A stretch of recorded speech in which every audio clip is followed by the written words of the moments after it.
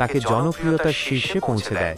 এরপর গুন্তুর কারামের মতো বড় প্রজেক্টে অভিনয় করে দক্ষিণী ইন্ডাস্ট্রিতে নিজের জায়গা পাকাপোক্ত করেন তিনি। তবে সাফল্যের এই পথটা মোটেও মসৃণ ছিল না। মা বাবার বিচ্ছেদ এবং পারিবারিক নানা বিতর্ক তাকে মানসিকভাবে বাধা দেওয়ার চেষ্টা করলেও তিনি দমে যাননি। শুটিং, নাচ আর প্রচারের ব্যস্ততা সামলে ঠিকই নিজের MBBS ডিগ্রি অর্জন করেছেন।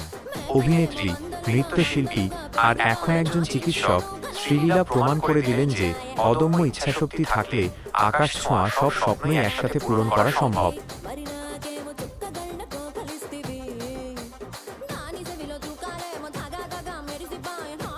এইরকম খবর পেতে চ্যানেলটিকে অবশ্যই সাবস্ক্রাইব করবেন, সাথে থাকবেন, পাশে থাকবেন, বেল আইকন দাবাবেন।